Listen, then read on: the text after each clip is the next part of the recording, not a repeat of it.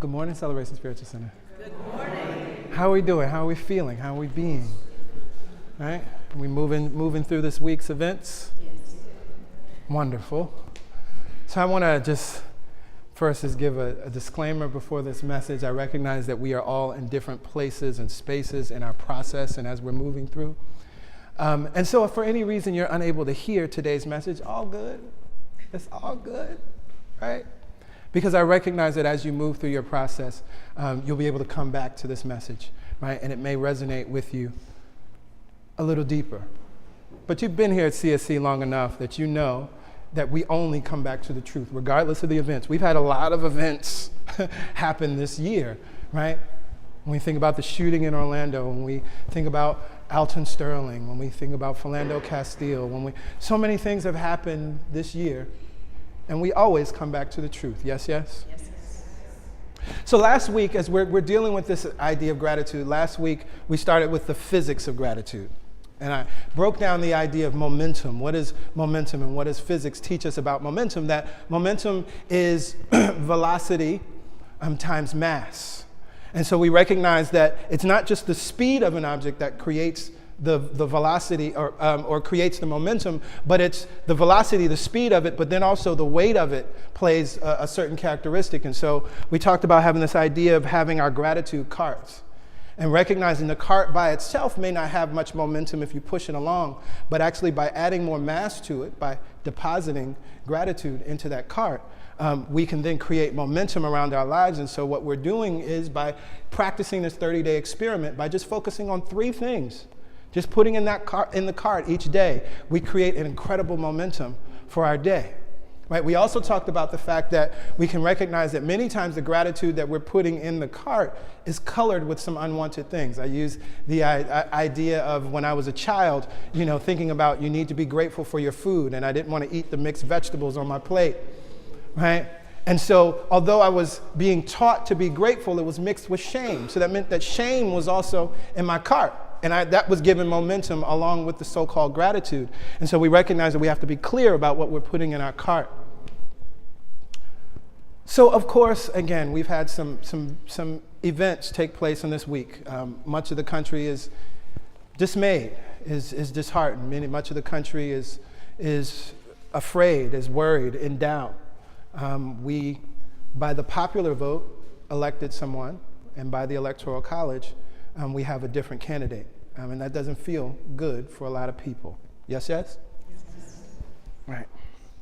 But what I know to be true is that life is always and only a conversation.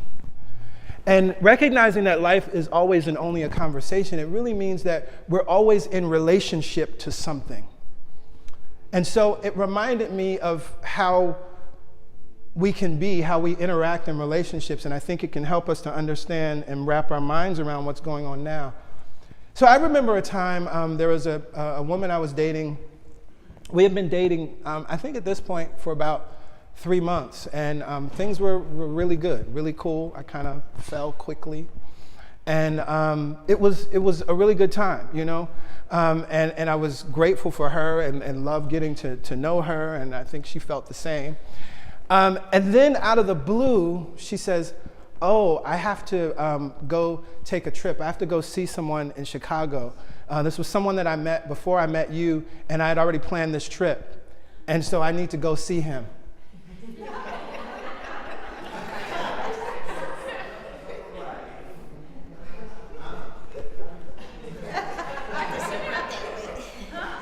Now, on one level, that's okay, it's fine, but 3 months, 90 days have gone by. We've been going out all the time. We're on the phone, all of this stuff. And you never once thought to mention this other brother in Chicago that you bought a plane ticket to go see, and you're going to kick it with him for a week? That just never crossed your mind. And so I was pissed. And in truth, I was hurt. See, right? I'm never angry for the reason I think. It wasn't really that I was angry, I was hurt. But I was hurt because of the meaning that I had placed on this situation, right? She should have told me 3 months ago. Now, in truth, she could have not told me at all, right? The fact that she told me means something, right? That says that she actually cares. But what I found in that moment, what was happening for me is everything my ego was telling me to close. My ego was telling me to close. Cut her off now. Destroy her number. Tell her don't ever call me again as long as you live. All of these things is what was coming up for me because I'm experiencing an unwanted experience. And then I remembered something. I remembered a book that a friend had given me. This book right here. It's called Love and Interconnection by Carol Anthony. And it talks about love and relationships based on the I Ching. Very, very interesting way to look at love and relationships. And one of the things that I remembered from the book, the thing that really captured me the most, was this idea of, it talks about in the book of meeting halfway. And that what we're constantly doing, as we come together when we first meet each other, it's all good and wonderful and it's loving, but our ego is like standing right behind the door, right? Waiting to jump out, waiting for something to happen. And so as soon as an unwanted thing happens, our ego pops up. And what the ego always tells us to do is shut the door, lock it, close it, turn off the lights, don't answer the doorbell, right? That's what the ego tells us to do. But what happens when we do that is then we have no access to healing, right? We have no access to even having a conversation and finding out what's really going on, right? If I just listen to my ego in that scenario, it doesn't allow me to have a conversation, for her to explain herself, for her to tell me what was really going on, or even for me to access the idea that she could have not told me anything. Just that alone gives a different flavor to the story, right? It can help me to stay open. But again, I didn't want to stay open, but I had this information, right? I had read this book, it was within me, and it came up right when I needed it. And so I realized that what was happening for me in that moment was an opportunity for me to learn, hopefully for the rest of my life, how to stay open in relationship. Whether it's a romantic relationship, whether it's a friendship, whether it's with my boss, whether it's with my government, whether it's with my electoral system.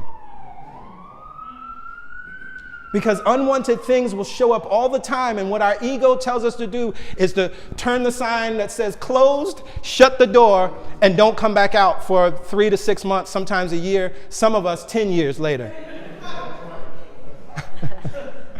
Right?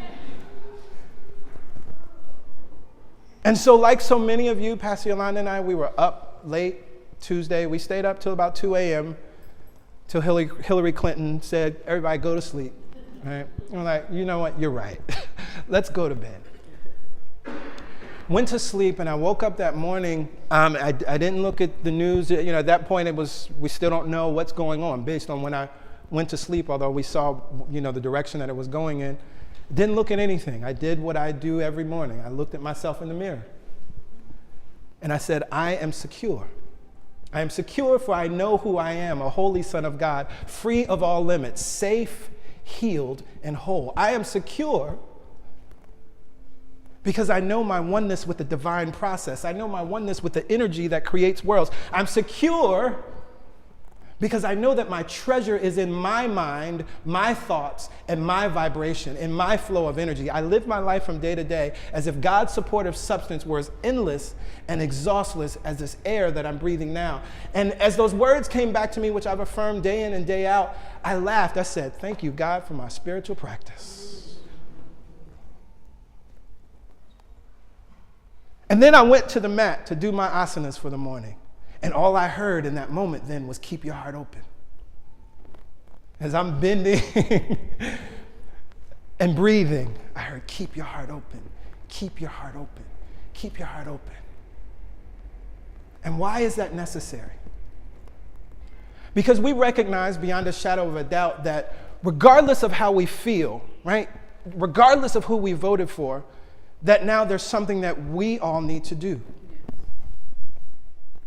We recognize that we have an opportunity to change our electoral system.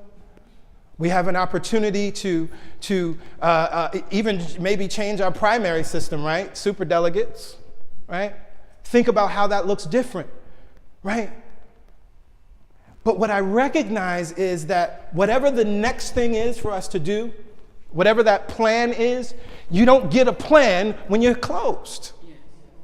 You don't have access to an idea, because what we need is new ideas. Yes. See, a closed mind can repeat the past, but we need new ideas. That requires us to be open and available to the infinite possibilities of life. There literally are infinite possibilities. Yes, we've seen a finite number of ways to hold an election. There are more ways.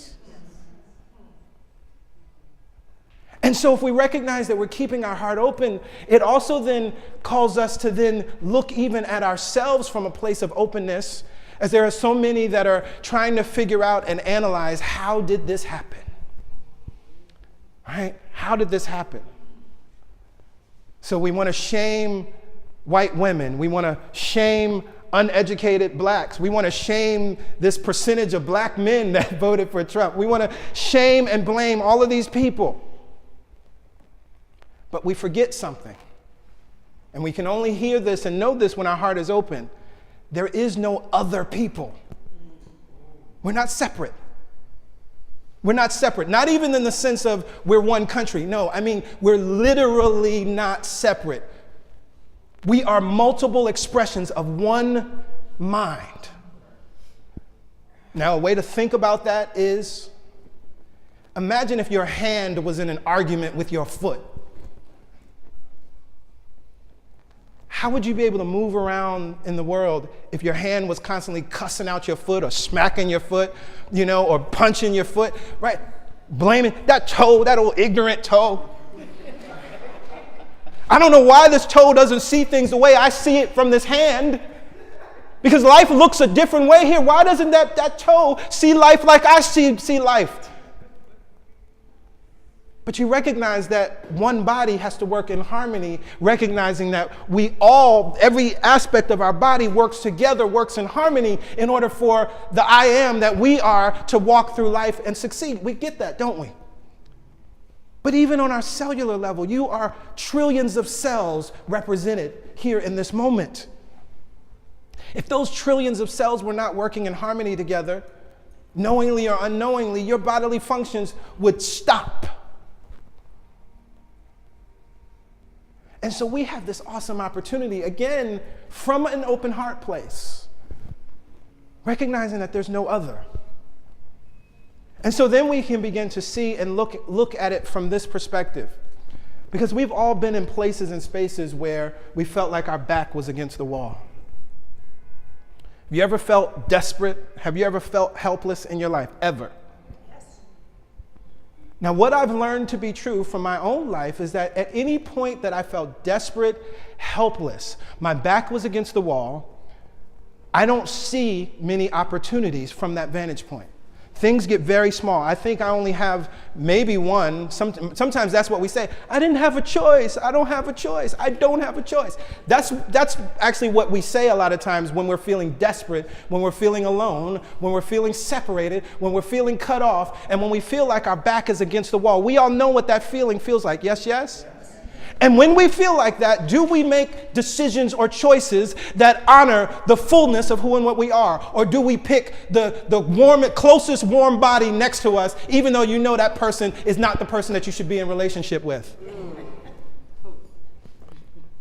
Everybody outside of you can say, I don't know why he's dating her.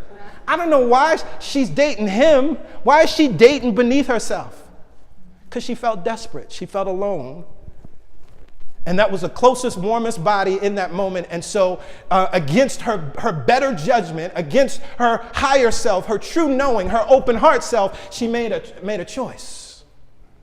We all know what that feels like. Yes, yes?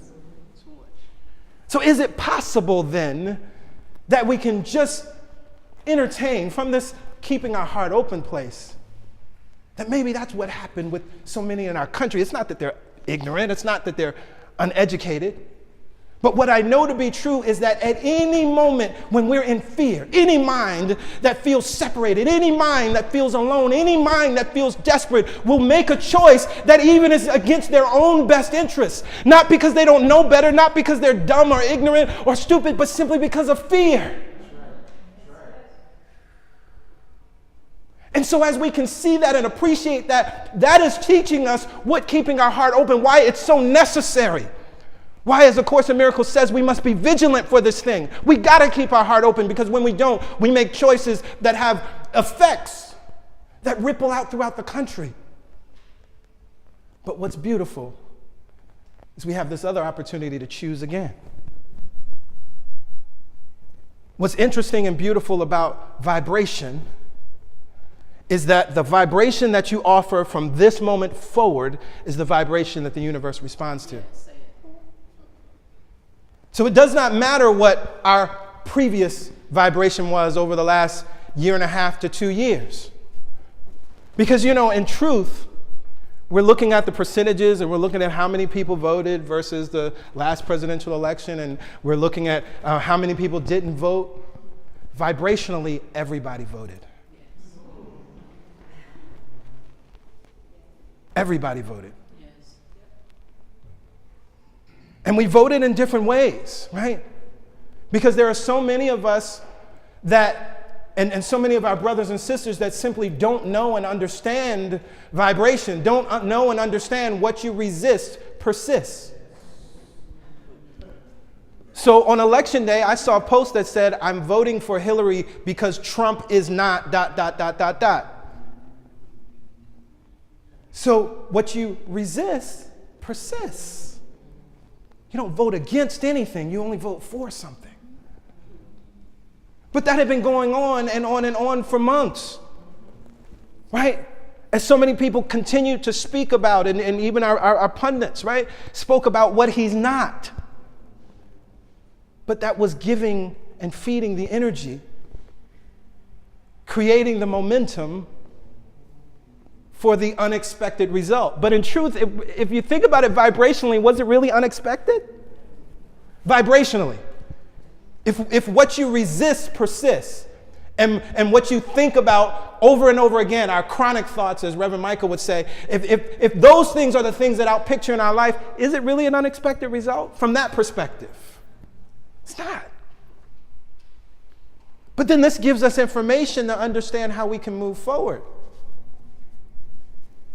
Because there are many that are calling for us to look at our electoral college system. I think that's a good idea. But we got to be mindful.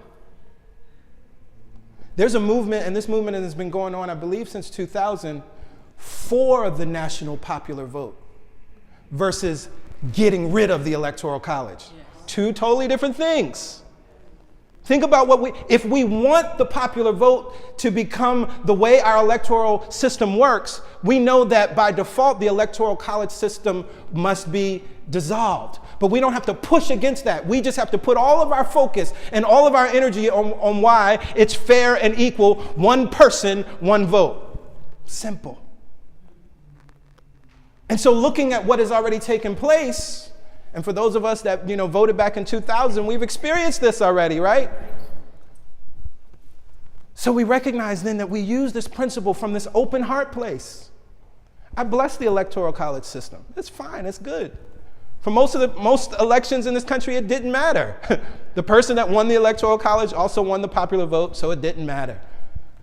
But we recognize now that in recent history and in recent life, there's been an imbalance. Okay. So now we focus on where there's balance, the popular vote. So from this open-hearted place, recognizing, and again, that's why I bring it back to this situation that I experienced. We recognize this on personal levels, right? That, I got to keep my heart open. Because if I close it, I can't hear my partner. I can't see their point of view. But more importantly, I'm cutting myself off from love. Not from this syrupy, sweet place. Like, I'm not here to talk about some kumbaya perspective about love. Right? That's not what we're talking about. I'm simply saying that when your heart is closed, you don't have access to the change that you want. When your mind is closed, you don't have access to the changes and the new ideas and the new possibilities that you want. That's not a kumbaya statement. That's just reality. And how do we know it's reality? Because we can all go back to our own lives and our own minds when we felt desperate. We were closed. We only thought we had access to a couple ideas, a couple ways of being, a couple places to choose from, a couple people to ask. But when you're in an open-hearted place, you recognize that the universe can bring your good to you through infinite channels, and you're open and available to the infinite channels. So then as we recognize that we need a plan, I saw a number of things. I love posts, social media posts, right? And, as many people are in fear, it causes us to go to perceived safety, right? And so for many people that look like, well, no matter what's going on, God is in control. God is not in control.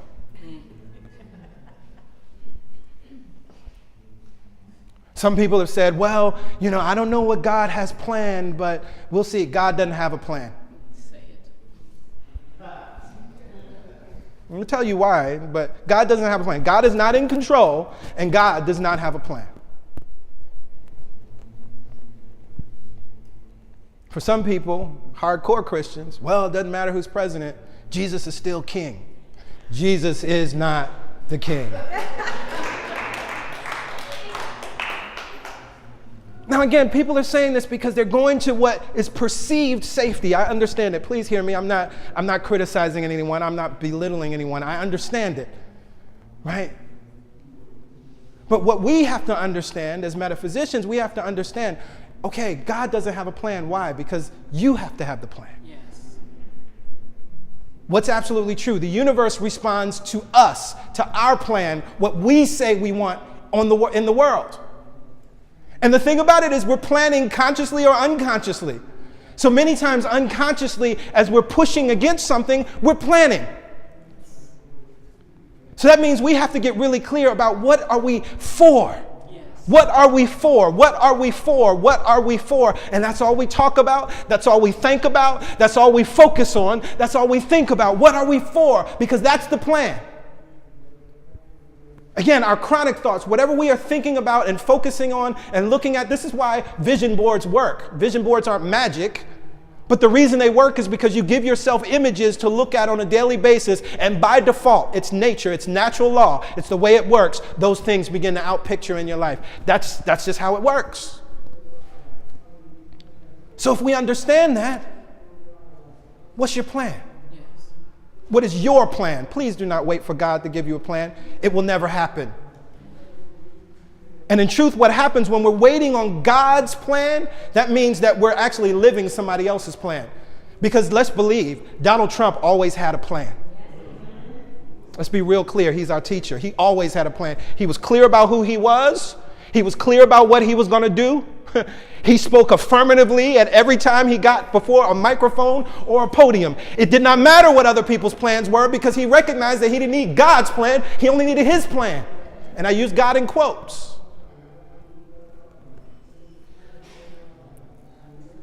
And so as we recognize this truth, we must ask ourselves, what is our plan? And if you're not feeling sure in this moment, Pam Grout in Think and Grow Rich, she offers this awesome thing that we can say if we don't know what the plan is. Show me. Show me. Now we can all ask that question, show me, because one, we recognize that we're connected to the all that is. The ground of all being, the unified field, consciousness, the source of all, we're connected to that thing. The thing that knows all and sees all and knows how to bring it into being, that's what we're speaking to. It's still ourself. It's just the depth of ourself. It's the eternal nature of ourself. It's the biggest part of ourself. It's the no fear part of ourselves. It's the unlimited part of ourselves. That's who we're asking. So let's get clear. We're still not asking some God on a mountain outside of ourselves in a burning bush. Show me.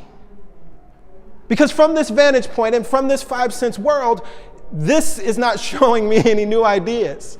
So I close my eyes and I go within and I say, show me. But we can't ask that question if our heart is closed. We won't get an answer. This is why I love the life visioning process. Because with visioning, it starts with love. It starts with picking and choosing a person that represents love, unconditional love for us, and we expand that out to recognize that it's everywhere at all times. We are opening our heart. That's what it is. It's a heart opening process. Then we can ask the question, what is God's idea of itself as my life? Or then we can ask the question, show me. But only from an open heart. Only. And so then as we ask this question of show me, and we get clear about the answer, and we recognize that then we must focus on that and that alone. We must write about that and that alone. We must think about and talk about that and that alone. We must cut out pictures that remind us of that and that alone. We must create Pinterest boards that remind us of that and that alone. We must post things on Facebook that remind us of that and that alone. We must look for things on Facebook that remind us of that and that alone. Not unblocking, not unfriending. What I know to be true, I haven't unblocked or unfriended a person, and I have many people close to me that I know that voted for Trump. I don't see their posts. I don't see anything they have to say. And then what's interesting, when I do see their posts or when they comment on my post, thank you so much for being love and light. Because I'm operating in love and they meet me at that frequency of love. And it's all good. Now, again, being honest, when I was down on that mat and I was hearing keep your heart open, why was I hearing that? Because in my mind, I was like, I'm unfriending this person and this person as soon as I get on Facebook. Let's be clear. But this is why we have a spiritual practice. This is why we say week in and week out, daily spiritual practice is not an option. It's not an option because life will contain winds and waves. Life will contain so-called storms, but it does not mean that you have to be consumed by them. But the only way you won't be consumed by them is if you have a daily spiritual practice, if you have an anchor, something that brings you back to your heart center on a daily basis. And then I love that quote from Doug Copeland that we don't develop a spiritual practice when things get crazy. Like, that's not the time. You can't at that moment. Think about it. If you were in the middle of the ocean and there's an awesome, terrible hurricane and storm that's coming and you've never been prepared or trained for that, that's not the time to open the book and the manual. Well, what do I do now? Because there's a storm. I don't know. Should I bring the sails down? That's not the time to do that. You can't access that information. So you would need to do safety training and precaution training when everything is calm and all is good. And then what happens? Then when the storm shows up, something just kicks in. It's just natural. It's normal. It's already a part of you. We don't learn first aid when somebody needs first aid or when somebody needs CPR. We prepare and we learn it so that then as we're prepared, when the person shows up wherever you are, you're in a restaurant and somebody's choking, you just walk up and do what you need to do because you've already been prepared. You don't go on your phone and try to figure it out, try to download an app in that moment. Right? This is why daily spiritual practice is not an option. So for all of you, for my brothers and sisters who know the truth, who are exposed to the truth, who are choosing to live from the truth, the simplest words I can offer you today is keep your heart open. Move through your process. Emotions are good. Emotions are indicators. But we recognize that we're not going to stay in worry. We're not going to stay in doubt. We're not going to stay in fear. We're not going to stay in discouragement because it's not who we are. But we're just going to affirm this word to ourselves. Keep your heart open. Keep your heart open. Just keep a crack. Just a crack. That's all that light needs. That's all that light needs. Can overcome a sea of darkness. But we have to keep our heart open. If you don't have a practice, if you don't have something that you can do or that feels good, come to Pastor Yolanda and I. We can give you tools. We're happy to give you tools. We love sharing tools. And it doesn't have to be crazy deep, right? I mean, the tool could just, I talked about my asanas. It could just be yoga, right? It could just be an affirmation in the morning. How many people were grateful and thankful that we were doing gratitude during these 30 days? I mean, that was so amazing to actually the first thing when I went on Facebook, the first thing I saw was all of these gratitudes, right? And it wasn't like reaching for gratitude, like, oh, I guess I gotta say something today. Like, I could tell that it was just genuine, real, like, yes, this is going on. Yes, I have thoughts and opinions about all of this, but I'm still 100% grateful for these 3 things in my life right now. And that was such a gift. This is why community is such a gift, right? Sometimes we get caught up in, oh, I don't want to come to church, or oh, I can do this on my own. No, you can't. Just like the trillions of cells in your body can't do it on their own. This is what community is all about. It lifts us up. I'm grateful for each and every one of you because I've been so uplifted this week and as we're doing this experiment by just reading your gratitudes. It puts a smile on my face. It brings so much joy to my life. So again, if you haven't gotten the book, get it. The ebook right now this week is $1.99. Okay? The ebook is $1.99 right now. Get the book.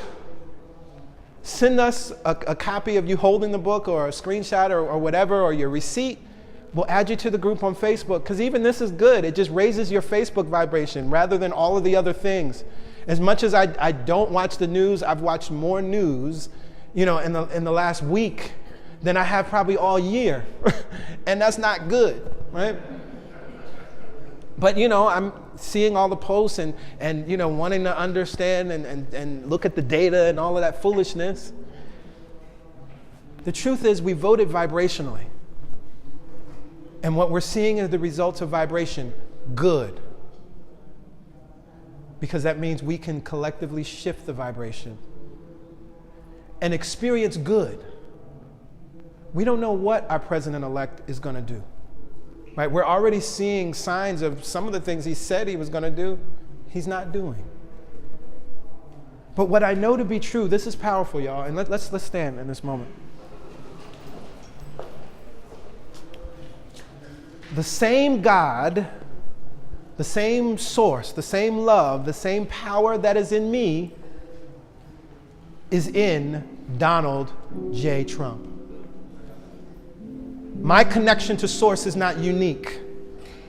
And so that means that if I have the ability to come back to a place and space of keeping my heart open, I know that same God flows through him. And so when I pray, when I affirm, when I'm focusing on the vibration, I recognize that vibration is meeting him, it's touching him, it's flowing to him. By default, it must. That's where I put my attention. And so I recognize that there may be moments where he doesn't even realize why he's doing what he's doing that's affirmative, why he's changing his mind. He doesn't know it. Why? Because we shifted the vibration and we recognize that we're all connected. Think about this. Let's go back to the body. We can take a piece of fruit that we know is good for us. I use this hand to hold the apple. I bite it. The teeth and my tongue are having an experience now, but now it's going down into my stomach, and there are all these other processes that are happening that are extracting the vitamins and minerals that are going to help my toe. But I used my hand and my mouth and my stomach to help my toe. It's the same principle. So this place that we're standing in, we got to hold and be focused on what it is that we want. And as we recognize that we're all connected, our president-elect will respond. That's not a hope, that's not a dream, that's not a wish, that's a knowing. Because I know our connection. And we've all experienced it in small ways in our lives. And so as Abraham Hicks reminds us, it is just as easy to manifest a castle as it is a button. So if you've experienced it in small ways, we can experience it in expansive ways that absolutely affect our entire country and our entire planet. There's a call for us to stand and rise, not in defiance, not even in protest, but in raising our vibration and focusing only on what we want. In this moment, Mother, Father, God, I'm just grateful. I'm grateful and thankful for my brothers and sisters here. I'm grateful and thankful to be with like minds that understands that they have power. Minds that understand that there's a vibration that each and every one of us have the opportunity to contribute to. The vibration of what is wanted. We forgive ourselves and we let ourselves go. We set ourselves free for the moments that we focused on what we didn't want, and so that's what we got. We set ourselves free now. And from this open-hearted place, we send love to our brothers and sisters around the country, those that may have felt that their backs were against the wall, those that are hurting, those that are feeling and are in need of so many things in their daily lives. We send love to them right now because we recognize we know what that feels like. We recognize and know what it feels like to feel like we don't have choices, to feel like our back is against the wall. And we open up our hearts and we send love and we ask, what is it that we can do? We ask love within us to show us how we need to be. We ask the profound question from this open-hearted place, show me. And as we receive the word, we recognize and remember that the universe responds to us, and we let you be the how. We recognize that we don't have to figure it all out. We only have to offer the plan. We only have to offer the vibration. And then the inspired next step always shows up.